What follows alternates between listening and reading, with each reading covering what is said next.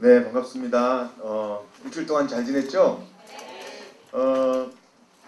광고 시간에도 광고가 나갔는데, 이번에 특세 기간인데, 선물을 지금 준비하고 있거든요. 근데 어떤 선물을 준비하냐면, 이쁜 성경책을 볼 수 있는 그런 테이블을 준비하고 있어요. 근데 성경책만 보는 것이 아니라, 책만 보는 것이 아니라, 옆에 차도 한 잔 갖다 놓을 수 있는 공간이 있는 그런 이쁜 테이블을 지금 준비하고 있어요. 근데 이미 저번 주에 시작이 됐기 때문에 저번 주에 빠진 사람들은 상을 받을 그런 상을 받을 자격에서 제외되잖아요. 근데 가만히 생각해 보니까 하나님은 항상 우리에게 기회를 주시는 분인데 우리 샬롬 커뮤니티 교회에도 기회를 줘야 되겠다 그런 생각이 들어서 이번 주 월요일부터 내일부터죠. 내일부터 일주일 동안 다 출석하는 사람은 지나간 거 상관없이 한 번도 안 와도 돼요. 근데 이번 주부터 월요일날 5번이에요. 5번 출석하는 사람에게 동일하게 우리 샬롬 커뮤니티에서 자체적으로 준비를 해줄까 합니다. 그래서 여러분 한번 도전해 보세요. 조금만 줄여줄까요? 하울링이 있으니까. 이번 주 5번이에요. 5번. 5번 월요일날 새벽 5시 반. 그리고 금요일은 우리 특송이 있습니다. 그래서 5시 20분까지 와주시기 바랍니다. 5시 20분까지.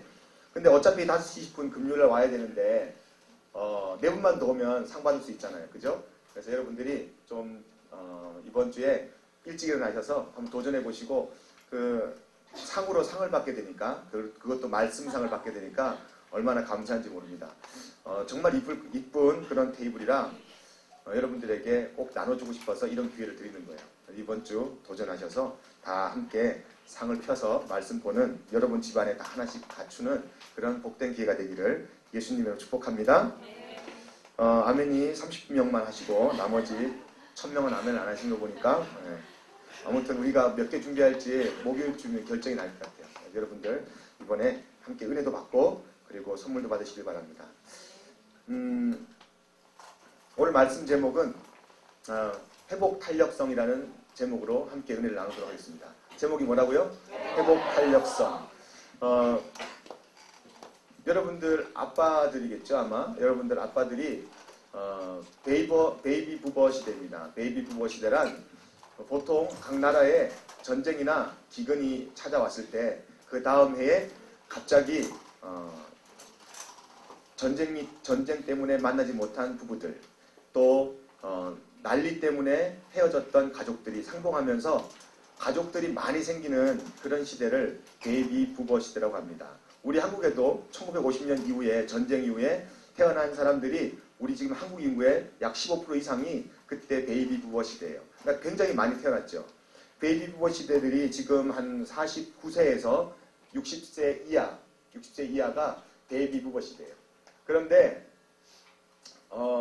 베이비 부버 시대에 지금 아픔이 있습니다. 왜 무슨 아픔이 있냐면 베이비 부버 시대 사람들이 지금 이제 은퇴를 하는데 노후 대책이 없어요. 왜 그런지 아세요? 자기 자식들을 다 키워서 장가를 보내는데 또 시집 보내는데 다 대출받아서 학교 공부시켰고 또 대출받아서 결혼시키다 보니까 보통 자기의 노후에 대해서 대책이 없는 겁니다. 그래서 노후 대책 때문에 힘들어하고요. 그리고 또 요즘은 일찍 은퇴를 하잖아요. 일찍 은퇴를 하다 보니까 보통 한 80세 이상 다 사람들이 수명이 길어졌는데 그동안 할 일이 없는 거예요. 그래서 이런 총체적인 난국에 빠져있는 세대들이 바로 우리의 엄마 아빠 세대인 베이비 부버 세대입니다. 그런데 그 베이비 부버 세대만 힘들고 그 다음 세대인 에코 세대라고 하는데 에코 세대는 힘들지 않을까요? 에코 세대는 뭐냐면 경제적인 그런 이제 호황을 누리면서 소비적인 문화로 자리 잡는 세대가 바로 에코 세대입니다. 에코 세대들은 대체적으로 지금 21살부터 약 한 35세까지 여러분들이 지금 에코 세대죠. 새로운 문화, 소비 문화가 형성되는 세대들이에요. 그래서 여러분들에게도 문제가 있어요. 제가 젊은이들을 대상으로 어떤 문제들이 있는지 3가지로 요약을 한 것을 본 적이 있습니다. 첫 번째는 취업난, 취업이 힘들어졌어요. 두 번째로는 결혼 문제. 이제 홍기가 가득 찼는데 결혼을 상대자를 못 만나서 결혼을 안 하는 게 아니라 안 안 하는 겁니다. 우리는 안 하는 거예요. 못하는 게 아니에요. 절대. 안 하고 있는 사람들이 많아졌다는 거예요. 이게 에코 세대의 그런 특색들입니다. 마지막 한 가지는 뭐냐면 주택난이에요. 주택난. 살 집이 없다는 거예요. 결혼하지 않는 이유도 자기가 최소한 집은 하나 마련해야 되는데 집을 못 장만 하는 거예요. 베이비 부모 시대에는 최소한 자기들이 살 집을 대출을 받아서 삽니다. 그래서 결국 집 한 채는 있어요. 대출 받아서 물론 샀겠지만, 그런데 에코 세대는 그런 대출마저도 힘듭니다. 왜냐하면 물가가 너무나 많이 상승되었기 때문에. 이런 에코 세대들이 싹도 한번 피기 전에, 꽃도 한번 피기 전에 먼저 경험하는 게 있는데, 그게 경제적인 좌절, 아픔, 그리고 절망을 먼저 경험하게 된다는 사실입니다. 신문기사에 보니까 이런 기사가 있어요. 재미난 기사인데, 에코 시대는, 에코 세대에 살고 있는 사람들은 에고 세대 사람들이다. 에고. 그러니까 통곡부터 한다는 거죠. 그러고 보니 젊은 세대든 기성세대든 모두가 다 이렇게 불안하고 걱정이 많은 그런 세대를 살고 있고, 그런 세상을 우리가 살고 있다는 사실입니다. 지금 우리나라에 불고 있는 바람 중에 하나가 뭐냐면 힐링 바람이에요. 힐링 열풍. 힐링이라는 말이 안 들어가면 책이 안 팔린답니다. 힐링. 힐링 열풍이 불고 있어요.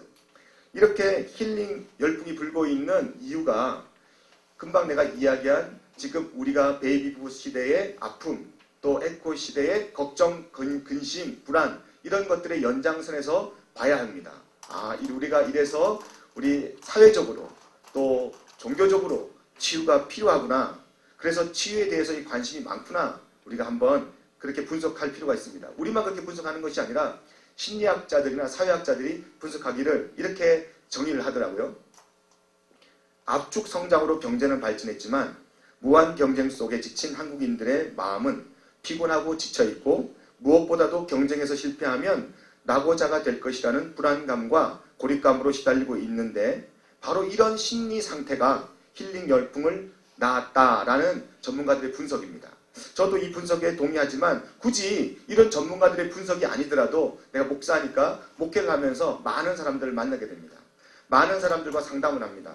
그러면 저에게 기도도 부탁하고 상담도 요청해서 만나잖아요. 대부분이 정말 힘들어하고 아파하고 상처받고 다 마음이 다 무너져 내려서 쓰러진 사람들이 너무나 많다는 거예요. 얼마 전이에요. 금요일이죠. 엊그제니까 금요일날 전화를 한 통 받았어요. 물론 아픈 마음으로, 상처받은 마음으로 전화를 했기 때문에 제가 이 얘기를 하는 거예요. 상처투성이인 그 친구가 전화를 해가지고 하는 말이, 맨 마지막에 하는 말이, 목사님, 자살이 꼭 죄인가요? 죄라면 왜 죄인가요? 그리고 마지막으로 하는 말이, 내가 하나님 앞에 이 세상이 힘들어서 좀 빨리 데려가려고 하는 건데 그것도 죄입니까? 그런 말을 저한테 마지막으로 했습니다. 제 마음이 너무나 무겁고 그리고 힘들었어요. 왜냐하면 그 마지막 말에 전화를 끊으면서 그 친구의 마음이 제 마음속에 전달되었습니다. 너무 힘들구나. 너무 상해 있구나. 너무 의욕이 상실되어서 살 소망이 없구나. 그런 마음이 제 마음에 전달되었습니다. 이렇게 마음 아프고 상한 사람들 만나다 보면 참 저도 마음이 무거워요. 그리고 견딜 수 없이 부담스럽습니다. 제가 마음이 불편하고 부담스러운 것으로 그 사람이 자유한다면 제가 얼마든지 불편하고 부담스러울 수 있어요. 그런데 그렇지 않다는 사실을 상담하는 그 사람도 알고 나도 알고, 그렇기 때문에 이야기하면서 답이 없는, 그리고 또 해결점이 없는 그런 이야기들을 같이 나누다가 기도하곤 합니다. 사랑하는 여러분, 우리가 이런 어려움에 다 처해져 있는 사람이고 또 그 어려움을 극복한 사람들입니다. 그렇다면 어떻게 우리가 어려움에서 극복했으며 또 앞으로 그런 어려움을 만나면 어떻게 극복해야 합니까? 오늘 여러분들은 이런 질문을 여러분 스스로 던져야 되고 답을 찾는 복된 시간 되기를 예수님의 이름으로 축복합니다. 김주환 교수가 쓴 책 가운데 책 제목이 오늘 회복의 탄력성이라는 책이에요. 제가 김주환 교수가 쓴 책 제목을 그냥 너무 좋아서 붙이기도 싫고 빼기도 싫어서 그냥 제 설교 제목으로 썼습니다. 회복의 탄력성.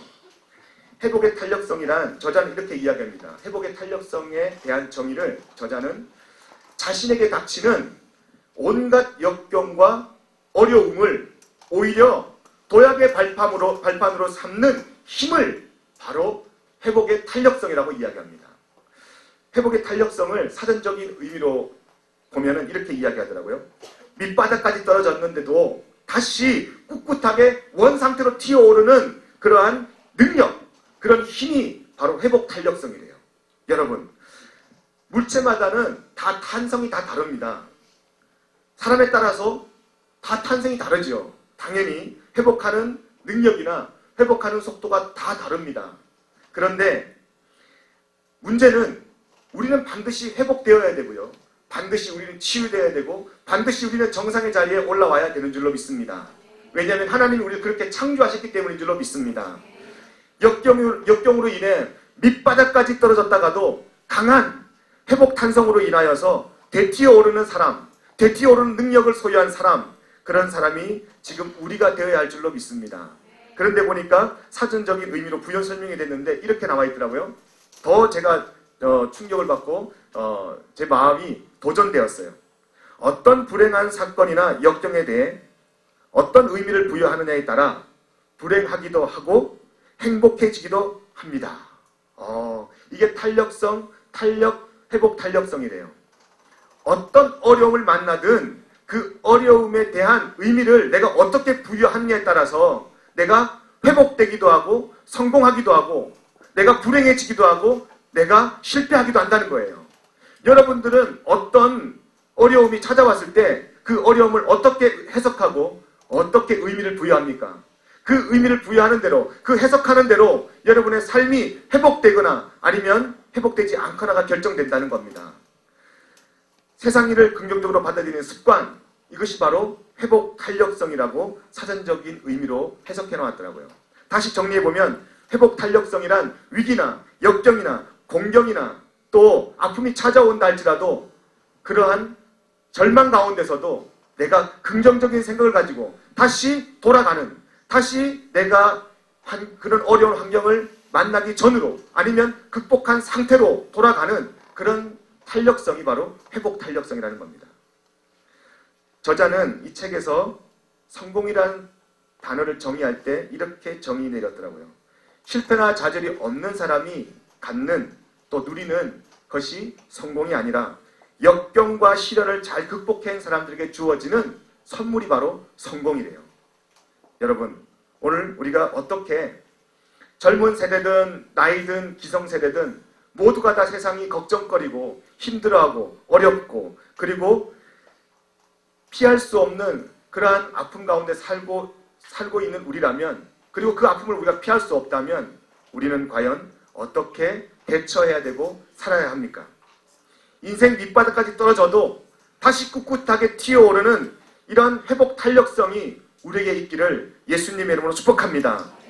요즘에 욥기서를 중심으로 매일 아침마다 묵상하잖아요. 큐티하잖아요. 생명의 말씀은 욥기서인데 참 처음 듣는 사람들처럼 큐티하세요. 좋은 말 할 때 큐티하세요.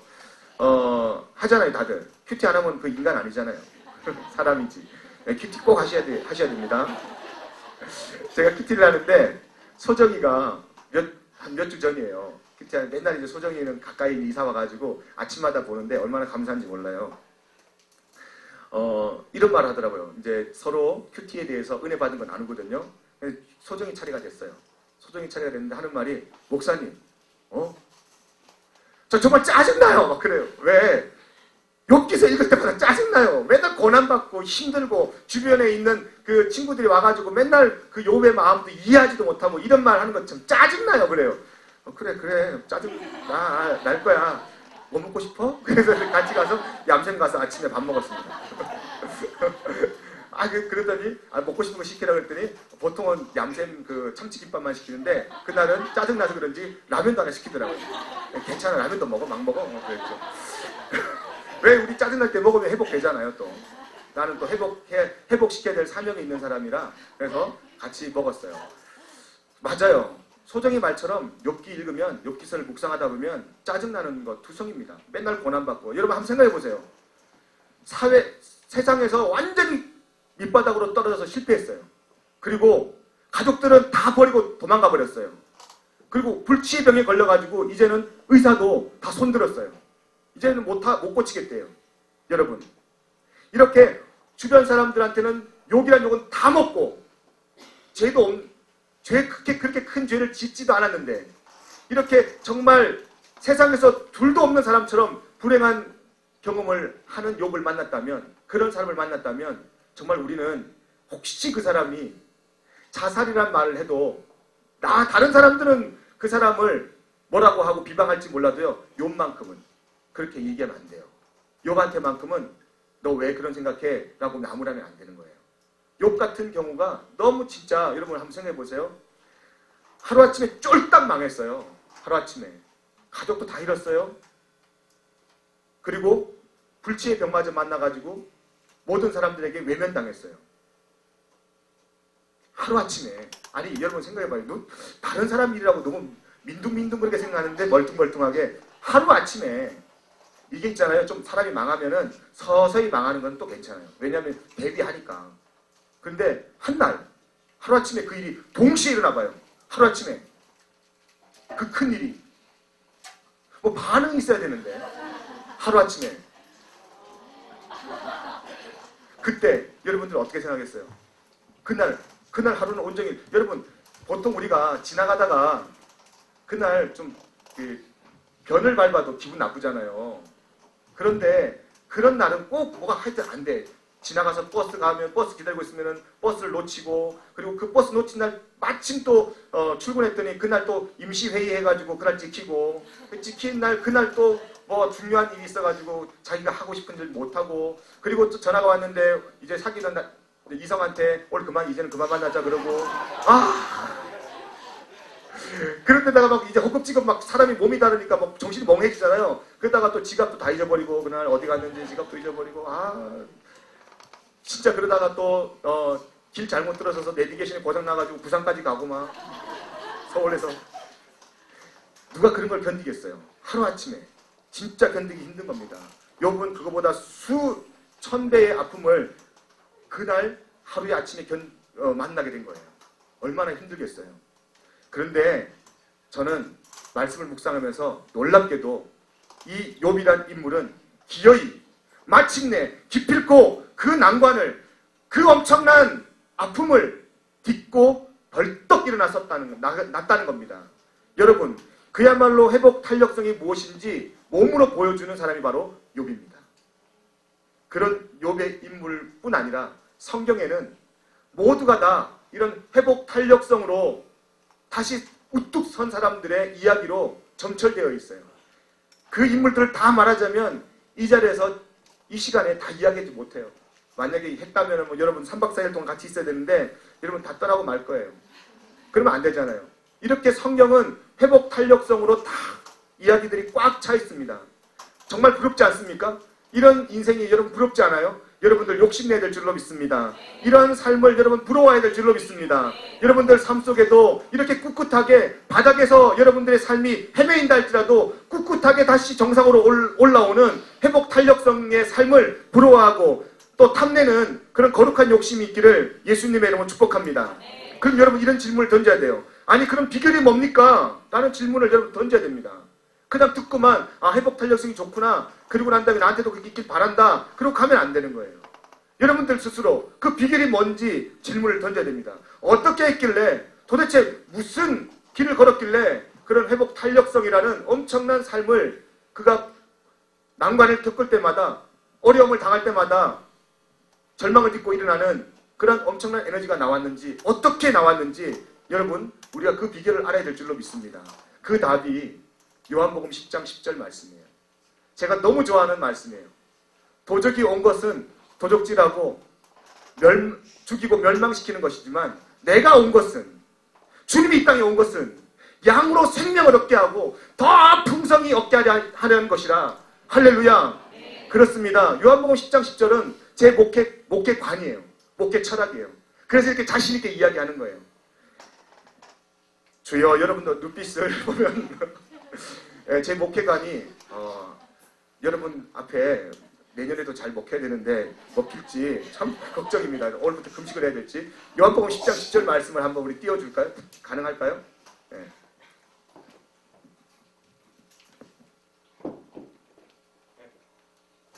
가능하지 않... 뭘 마이크 안 나오고 빨리 끝낼게 설교.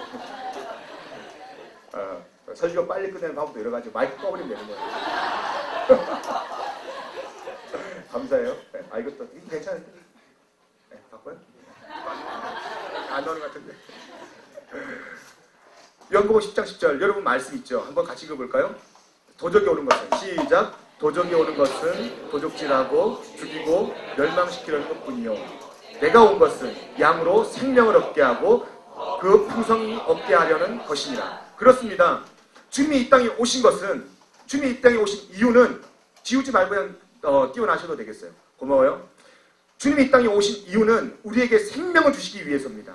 어떤 가운데, 어떤 상황 가운데서도 우리에게 생명을 주시기 위해서 이 땅에 오셨습니다. 생명이 있다면, 우리에게 소망이 있다면 주님이 굳이 생명을 주시기 위해서 인간의 몸을 입고 낮고 천한 그 짐승의 자리까지 오실 이유가 없었어요. 우리에게 생명이 없기 때문에, 우리에게는 생명이 솟아날, 생명을 가질 만한 그 어떤 능력과 그 어떤 자격도 없기 때문에 주님이 이 땅에 오셔서 우리에게 없는 자격을, 없는 것을 주신 것이 바로 예수님 하나님의 생명입니다. 그 생명이 없으면 우리는 철저하게 이 땅에서요 좌절하고 절망하고 불행 가운데 살다가 불행으로 끝나는 것이 우리 인생입니다. 그런데 주님은 이 땅에 생명을 주셨는데 그 생명이 바로 우리 삶 속에 행복이고요, 참 소망이고 참 길이고 유일한 우리 삶의 빛인 줄로 믿습니다. 성경에 보면은 이렇게 말이 나와요. 여러분 잘 알다시피 여호와 라파, 여호와 니시, 여호와 샴마 이런 단어들이 많습니다. 그렇죠? 이 일에 여호와 샤파, 여호와 또 삼마, 또 여호와 니시 이런 말들을 우리가 종합해 보면 여호와는 우리를 위해서, 우리에게 승리를 주시기 위해서 앞서 행하시고요. 그리고 우리에게 참된 행복을 주시는 분이라는 것을 이 단어 속에서 발견할 수 있습니다. 여호와의 이름, 하나님의 이름에서 발견할 수 있습니다. 그러면 이 하나님의 수많은 이름을 다 종합해서요, 믹서기에 넣고, 그렇게 종합해서 믹서기에 넣어가지고 갈아서 한 단어로 딱 하나만 압축해서 내려오는 기계를 만들어서 거기다가 다 넣고 여호와의 이름을 한 단어로만 압축시킬 수 있다면 그 단어가 뭔지 아십니까? 그게 바로 구원이에요. 그게 바로 구원이에요. 성경은요, 우리에게 구원을 주기 위해서 주님이 이 땅에 오셨다고 이야기하고 있어요. 다른 말로 생명입니다. 생명. 하나님을 한마디로 표현하고 정의한다면 생명이고요, 구원이라는 말입니다. 성경 66권에 기록된 수도 없는 말씀들을 한 문장으로 요약한다면 그것도 바로 구원이고 생명입니다. 여러분, 하나님의 뜻은 다른 데 있지 않습니다. 어떻게 해서든지 우리를 구원시키고요, 우리를 마침내 하나님의 생명을 줘서 이 땅에서뿐 아니라 저 땅에서도 소망 있게 정말 하나님의 천국을 누리며 살아가는 그 뜻이 바로 하나님의 뜻인 줄로 믿습니다. 기독교의 십자가는 그런 것을 주는 유일한 열쇠예요.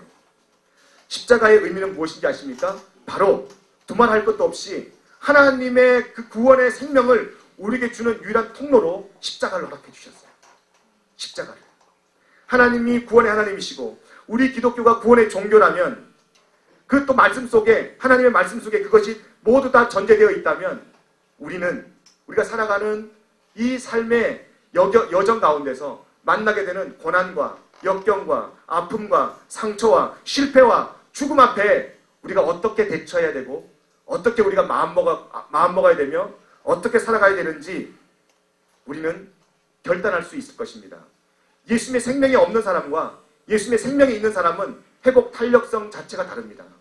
여러분, 오늘 세상이 우리를 힘들게 하고 어렵게 하고 세상이 우리를 분노케 하고 세상이 우리를 절망 가운데 빠지게 한다 할지라도 여러분, 오늘 주님 주시는 생명 가운데 회복 탄력성으로 꿋꿋하게 승리하는 나와 여러분 되기를 예수님으로 축복합니다. 세상이 참 만만치 않습니다. 여러분 다 동의하겠죠? 세상이 참 만만치 않아요. 불교의 용어를 빌려서 미안하지만 불교는 세상을 고해라고 합니다. 고통이라는 거예요. 고통의 바다가 바로 인생이라는 겁니다. 고난과 고생이 펼쳐진 곳이 바로 우리가 살아가는 인생이라는 것입니다. 근데 하나님을 믿는 사람이나 믿지 않는 사람이나 이 고통스러운 바다를 항해하는 것은 똑같습니다. 근데 사람들은 그렇게 이야기해요. 예수님 믿으면 고통의 바다가 다 축복의 바다로 바뀐다. 거짓말이에요. 그런 거 믿고 신앙생활 하다가는요, 큰 코 다칩니다. 아니에요.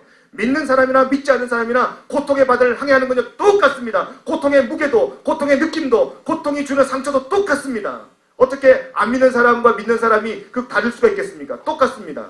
그런데 중요한 것은 예수를 믿는다고 해서 환경이 바뀌거나 이런 고통의 바다가 축복으로 바뀌는 것이 아니지만, 우리가 왜 예수를 믿냐면 그것은 세상이 여전히 이런 고통의 바다임에도 불구하고 주님께서는 힘들 때, 어려울 때 나를 찾아와 주신다는 거예요. 어려운 그곳에 주님이 찾아와 주신다는 거예요. 그 어려운 장소라 할지라도, 그 엄청난 고통의 바다라 할지라도 나 혼자 놔두지 않고요, 주님이 찾아와 주신다는 거예요. 인생 밑바닥까지 떨어졌다 할지라도요, 세상은 인생 밑바닥에 혼자입니다. 한번 밑바닥 가보실래요? 혼자예요. 친구도 버리고, 아마 여러분들 가족들도 외면할 수도 있습니다. 그런데 하나님은, 우리 하나님은 그 고통의 밑바닥까지 찾아와 주신다는 겁니다. 그게 바로 주님이 이 땅에 오신 이유 아닙니까?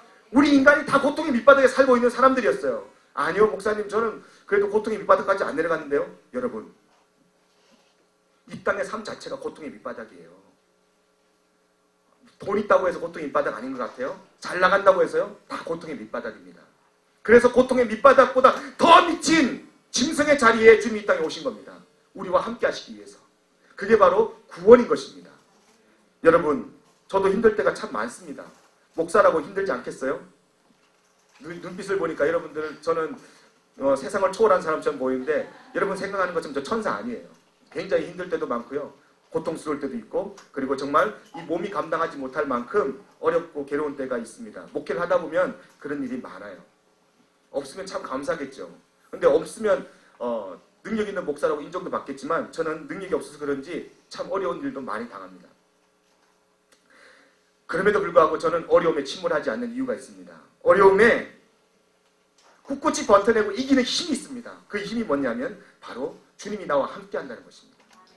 여러분, 여러분들도 힘들 때 승리를 주시는 십자가를, 예수님의 십자가를 바라보시기를 예수님의 이름으로 축복합니다. 극심한 고통 중에, 아니 절망 중에 예수 그리스도의 십자가를 바라보았을 때 그때 주님은 나와 함께 하시고요, 내 마음에 이런 하나님의 감동을 주십니다. 내가 이것 때문에, 네가 이렇게 힘들고 어려운 상황을 경험하는 이 시간 때문에 내가 십자가 졌어.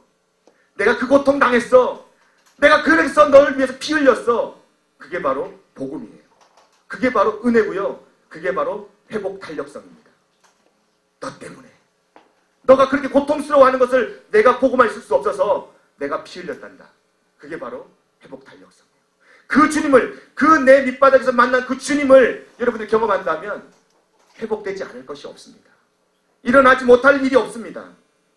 그래서 우리는 구원받은 사실에서 다시 감격하게 되고요, 하나님 앞에 두 손 들고 기쁨으로 나가게 되는 줄로 믿습니다. 여러분들 요즘 야구 많이 하죠. 야구 한번 현장에서 보면 돌아버린다는데 그렇게 재밌다네요. 누가 날 데리고 가는 사람이 없네. 그렇게 재밌다는데. 이 강일이 같은 인간도 이것도 야구 본다고 맨날 재밌다 그러는데 한 번도 안 데려가더라고요. 너무 재밌대요. 갔다 온 사람들 얘기 들어보면. 근데 그 앞에서 형제들은 또 치어리더 그 앞에서 봐야 재밌다네? 왜 그래? 왜 그 자매들 앞에서 봐야 재밌어? 그냥 재밌을 것 같은데? 난 잘 이해가 안 되더라고. 치어리더 앞에 자리 좀 잡아줘봐.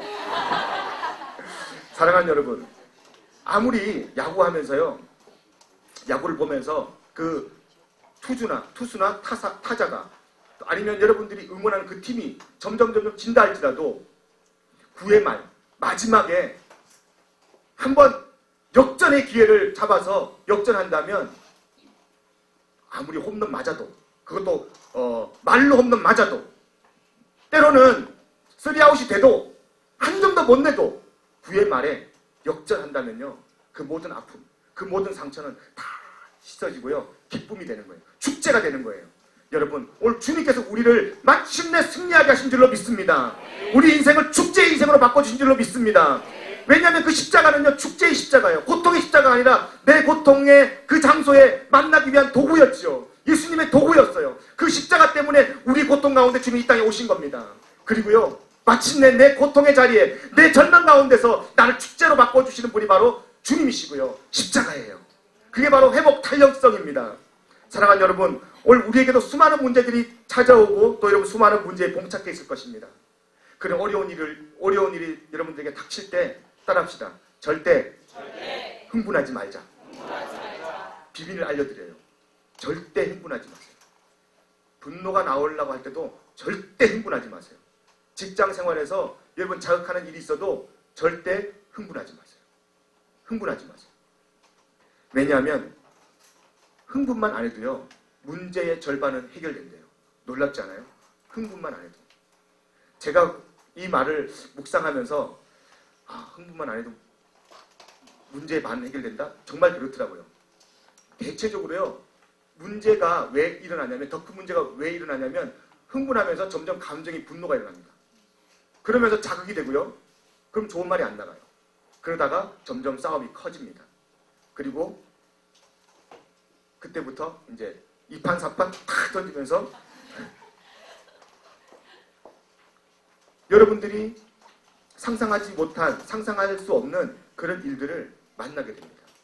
여러분, 어떤 일이 있든지 흥분하지 않는 그러한 침착함이 여러분들에게 있기를 예수님의 이름으로 축복합니다. 사람에게 당할 때 얼마나 흥분돼요. 사람에게 상처를 주는 사람을 만날 때 그 사람이 나한테 한 행동을 여러분 생각하면 얼마나 흥분돼요. 그리고 분노가 일어나지 않을 수가 없습니다. 그러나 여러분, 문제는 흥분할 때 더 커지는 거예요. 흥분할 때. 문제하고만 싸우기도 벅찬데 여러분들 때문에 생기는 여러분들과의 그 분노 때문에 생기는 문제가 더 크게 여러분들 옥죄인다면 그것만큼 힘든 게 없어요. 타락하고 범죄한 세상에 우리가 살고 있는데 이 세상에서 어떻게 나에게 좋은 일만 일어날 수 있겠습니까? 안 좋은 일도 분명히 일어날 수 있는 거죠. 절망의 일도 얼마든지 일어날 수 있는 거죠. 그리고 우리를 자극시키는 일도 얼마든지 일어날 수 있는 거죠. 중요한 것은 그 자극으로 인하여서 여러분들이 흥분하고 분노한다면 문제가 더 커진다는 겁니다. 잊지 마세요. 어떤 문제든지 여러분들이 흥분하면 안 돼요. 일부러 자초해서 문제를 만들 것은 없지만 문제가 생겼을 때, 문제를 만나게 되면 따라합시다. 올 것이 왔다. 그래요, 그거예요. 따라 한 번 더 합시다. 올 것이 왔다. 올 것이 온 것뿐이에요. 저는 그렇게 생각합니다. 그래서 저희 아내와 제가 살면서 얼마나 우리가 행복한지 모르지만 아무리 행복해도 올 것이 올 때가 있어요. 올 것이 올 때가. 올 것이 올 때가 가끔씩 있습니다. 그러면 우리가 배운 게 있어요. 흥분하지 말자. 흥분하면 더 커져요. 흥분하면. 둘 중에 하나 나가야 돼. 흥분하면. 근데 흥분하지 않는 상태에서 이야기를 하잖아요. 점점 문제는 축소되더라고요. 삶의 지혜를 깨달았습니다. 여러분, 흥분하지 마세요. 그러면 여러분 삶의 문제는 절반이 줄어듭니다. 여러분들이 큰 실수를 하는 것이 절반이 줄어듭니다. 왜냐하면, 왜 제가 이런 말씀 드리냐면 대체적으로 문제 때문에 흥분하잖아요. 절망 때문에 여러분들이 분노하잖아요. 상처 때문에 아파하면서 여러분 감정이 손상당하잖아요. 결국은 어디까지 그 분노가 다다르는 줄 아십니까? 하나님한테까지. 하나님한테까지 그 분노가 치밀어 오르더라고요. 흥분하면 하나님께 분노합니다. 그게 우리가 돌이킬 수 없는 그런 잘못을 저지르는 거예요. 어떻게 하나님이 나에게 이러실 수 있어? 어떻게 나에게 하나님이 이렇게 나한테 대할 수 있어? 하나님이 계신 거야? 그렇게 우리 분노하게 됩니다. 사랑하는 여러분, 우리 하나님은 여전히 가장 가까이에, 가장 우리 마음 중심에, 그리고 나를 너무나 잘 아는 그분이 나를 위로하고 계신 줄로 믿습니다. 우리가 이 세상에 당하는 모든 문제에 대해서는 하나님에 대해서 질문하거나 따질 게 없어요. 왜냐하면 하나님이 이 세상에 대해서 문제에 대한 책임을 하나님이 갖고 계신 게 아닙니다. 이 세상의 모든 문제는, 이 세상에서 우리가 만나는 모든 문제는 다 나 때문이죠. 나 때문에. 하나님 때문이 아닙니다. 여러분 이 분명한 진리를 깨달으시기를 예수님의 이름으로 축복합니다. 누구 때문에 문제가 생겨요? 이러니까 나 때문에 또 목사님 때문에 막 이러는 거예요. 오늘부터 회개할게요. 예, 나 때문에 나 미안해. 나 때문에 그래. 너 때문에 그래요? 하나님은 문제를 만드신 분이 아니에요. 결코 하나님은 우리를 어렵게 하거나 우리를 고통스럽게 하거나 우리를 불편하게 하시는 분이 아닙니다. 우리의 희망은 여기에 있습니다. 하나님은 우리를 구원하시는 분이십니다. 우리를 회복하시는 분이십니다. 우리를 다시 하나님은 정상에 올려놓으시는 분이 바로 하나님인 줄로 믿습니다. 우리의 희망은, 우리의 소망은 죄인까지도 사랑하시고 다 품으시는 하나님의 그 넓은 사랑, 거기에 우리 소망이 있어요. 만약에 여러분 생각해 보세요. 어인만, 이 세상에 잘 나가는 사람만 구원받는다 그러면 구원받는 사람이 몇 명이 되겠습니까?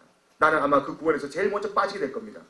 그러나 주님이 이 땅에 오신 것은 양으로 생명을 얻게 할 뿐 아니라 그 생명이 풍성하게 되는 것이 바로 주님이 이 땅에 오신 목적이요, 주님이 이 땅에서 우리에게 주시는 놀라운 축복인 줄로 믿습니다. 사랑하는 여러분, 오늘 말씀을 정리합니다. 세상을 살다 보면 수도 없이 많은 문제를 만나게 됩니다. 어려움을 만나게 됩니다. 때로는 정말 그렇지 않아요? 죽을 것만 같은, 야 이러다 나 죽겠다, 그런 것, 그 정도의 고통이 여러분들에게 찾아오고 차라리 사는 것보다 죽는 게 낫다, 그렇게 생각할 때가 있을 겁니다. 도저히 우리의 힘으로는 어떻게 할 수 없는 그 절망적인 자리에 여러분들이 서 있게 될 수도 있습니다. 그러나 여러분, 그 가운데서도 여러분 혼자가 아닙니다. 하나님이 분명 여러분과 함께 회복시켜주는 놀라운 능력을 부여해 줄 줄로 믿습니다. 뿐 아니라 그 자리에서도 우리는 하나님이 여전히 우리를 구원해 주시는 그 좋은 분이심을 우리는 발견하게 될 줄로 믿습니다.